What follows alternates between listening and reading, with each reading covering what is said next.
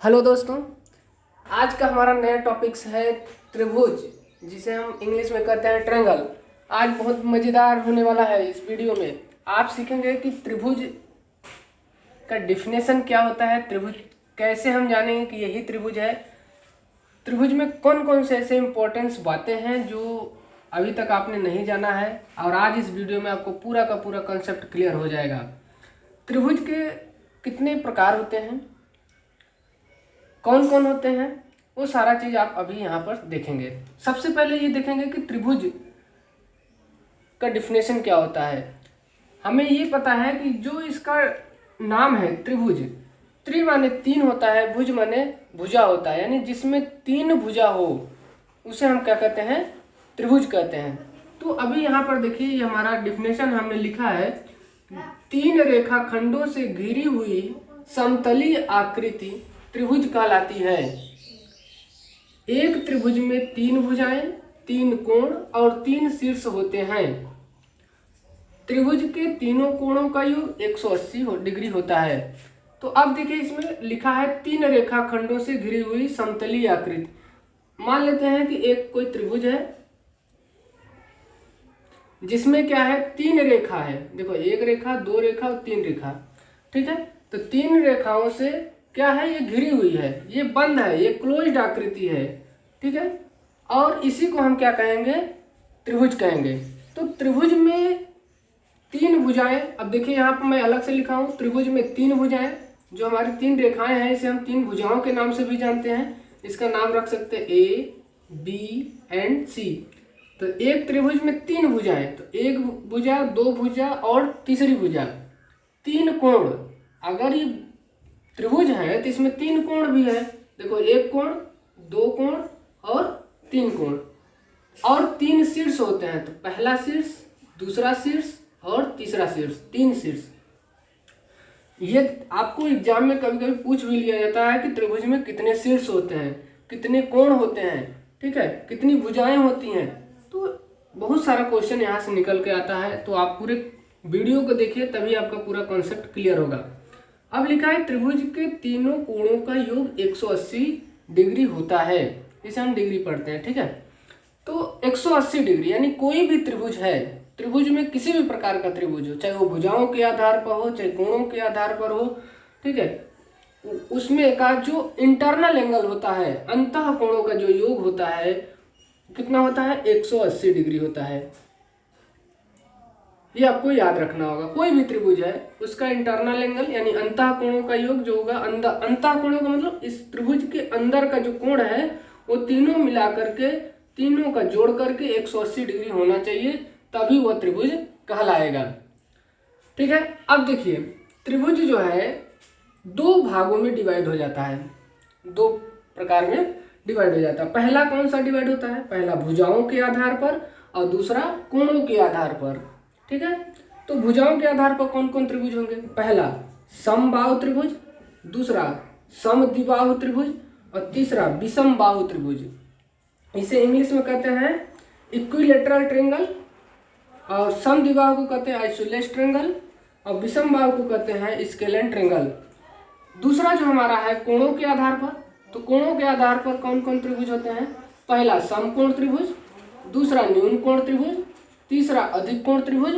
English में इसे कहते हैं राइट एंगल ट्रायंगल, और इसे कहते हैं एक्यूट एंगल ट्रायंगल, और इसे कहते हैं ऑब्ट्यूस एंगल ट्रायंगल, ठीक है। तो अभी हम जो है भुजाओं के आधार पर जो है ये सभी का जो है डिफिनेशन के साथ साथ डायग्राम भी सीखेंगे कि कैसे इसे डायग्राम बनाते हैं। डायग्राम मतलब इसका जो फिगर है कैसे बनता है, और उसमें कौन कौन से जो मेन बातें हैं जो हमें जाननी चाहिए।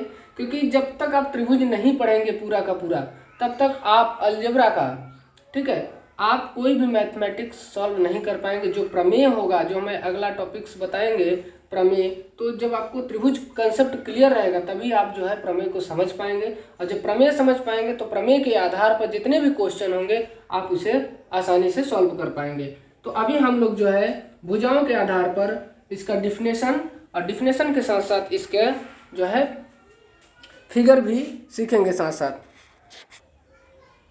तो अभी हम जो है त्रिभुज के भुजाओं के आधार पर जो है, अभी हम बताएं कि आपको डेफिनेशन के साथ डायग्राम भी बताएंगे। तो पहला जो हमारा है वो समबाहु त्रिभुज है।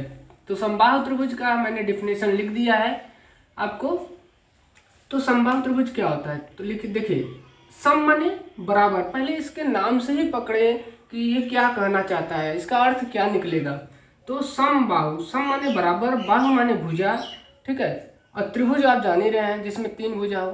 तो जिस त्रिभुज का, यहाँ देखो डेफिनेशन मैंने लिख दिया हूँ, जिस त्रिभुज की तीनों भुजाएं, ठीक है, एवं तीनों कोण बराबर हो उसे समबाहु त्रिभुज कहते हैं, ठीक है।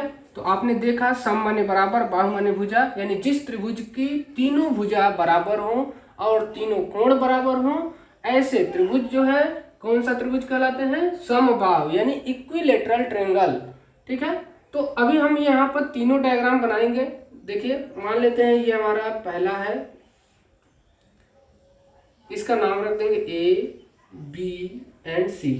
तीनों भुजा बराबर हो, ये भी भुजा, ये भी भुजा और ये भी भुजा, तीनों भुजा बराबर हो और तीनों कोण बराबर हो, ठीक है। अब कोण बराबर हो मतलब कि मान लेते हैं कि अगर ये 60 डिग्री का है तो ये भी 60 डिग्री का होगा और ये भी 60 डिग्री का, मगर जोड़ने पर इसके अंतः कोणों का मान अगर 180 डिग्री आ जाता है तब जान लीजिए कि हमारा ये त्रिभुज सही है। तो 60 60 60 जोड़ देंगे तो 180 डिग्री होगा और तीनों कोण भी बराबर हैं, तीनों भुजाएं भी बराबर हैं, इसलिए हम कह सकते हैं यह जो है समबाहु त्रिभुज का है डायग्राम, ठीक है। दूसरा चलते हैं, समद्विबाहु। सम माने बराबर, द्वि माने दो, बाहु माने भुजा, यानी जिस त्रिभुज का दो भुजा बराबर हो एवं दो कोण बराबर हो, ऐसे त्रिभुज जो है समद्विबाहु त्रिभुज कहलाते हैं। तो डेफिनेशन आप देख लीजिए, जिस त्रिभुज के दो भुजाएं एवं दो कोण बराबर हों उसे जो है क्या कहते हैं, समद्विबाहु त्रिभुज कहते हैं। ऐड कर लेंगे उसे, समद्विबाहु त्रिभुज कहते हैं। चलिए देखते हैं।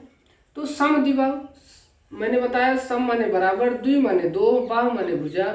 अब देखिए, ये भुजा इक्वल टू ये भुजा, दो भुजा आपको बराबर दिख रहे हैं मगर ये भुजा छोटी है, इसका भी नेमिंग कर देंगे ए बी एंड सी, ठीक है। अब इसके कोण भी बराबर होने चाहिए। मान लेते हैं ये हमारा 90 डिग्री का है और ये दोनों जो है 45 डिग्री का है, ये भी और ये भी। तो जोड़ने पर इसके टोटल इंटरनल एंगल 180 डिग्री अगर आ जाता है तो ऐसे त्रिभुज को हम समद्विबाहु त्रिभुज कहेंगे, ठीक है। तीसरा देखते हैं। तीसरा हमारा है विषमबाहु त्रिभुज, जिसे हम कहते हैं स्केलेन ट्रायंगल।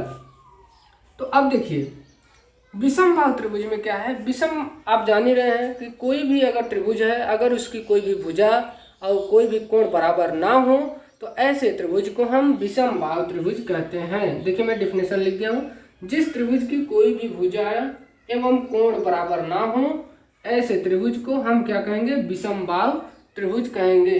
तो इसको हम किसी भी तरीके से बना सकते हैं।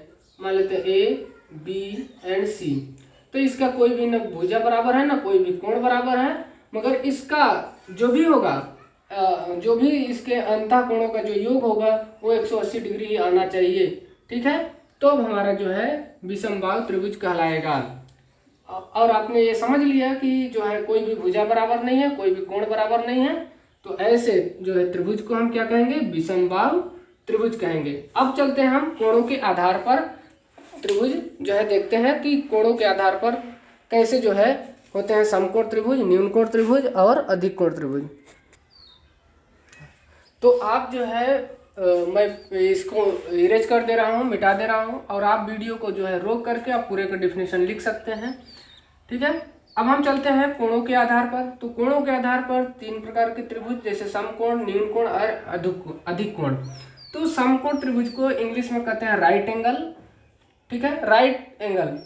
अब देखिए इसमें क्या कह रहा है कि जब समकोण की बात आ जाती है तो अगर कोई त्रिभुज है, अगर उसमें एक कोण उसका 90 डिग्री का है तो वह क्या कहलाएगा, समकोण त्रिभुज कहलाएगा। देखिए, जिस त्रिभुज का एक कोण 90 डिग्री का हो उसे हम क्या कहेंगे, समकोण त्रिभुज कहते हैं।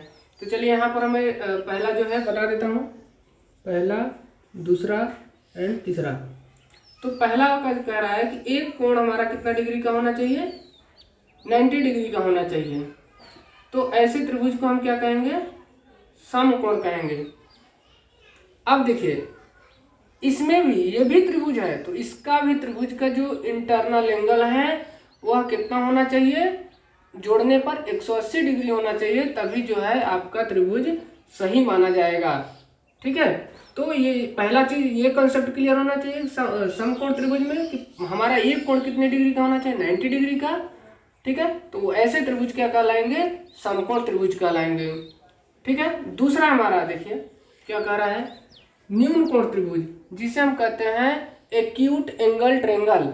तो एक्यूट एंगल ट्रायंगल क्या मान है कि जिस त्रिभुज का मान 0 डिग्री से अधिक एवं 90 डिग्री से कम हो उसे हम जो है न्यून कोण त्रिभुज कहते हैं। अब मान लेते हैं एक रेखा है और ये जो है न्यून कोण है। भाई न्यून कोण कैसे, 0 डिग्री से बड़ा। ठीक है, तो 0 डिग्री से बड़ा मतलब 1 degree, 2 degree, 3 degree, 80 degree, 85 degree, 89 degree तक जो है जाएंगे, तो हमारा क्या होगा कि वह कौन से त्रिभुज के अंतर्गत आएगा, एक्यूट एंगल ट्रायंगल के अंतर्गत आएगा। तो हम कोई भी एंगल इसमें खींच सकते हैं मगर 90 डिग्री से कम होना चाहिए, और ऐसे त्रिभुज को हम क्या कहेंगे, एक्यूट एंगल ट्रायंगल। ठीक है, तो यहाँ पर आप दिखा सकते हैं कि कितना कितना मान है। तो इसका जो है मानते हैं ये हमारा 60 डिग्री का है, ये हमारा 45 का है, सॉरी मानते हैं ये 70 डिग्री का है, 90 डिग्री से कम होना चाहिए।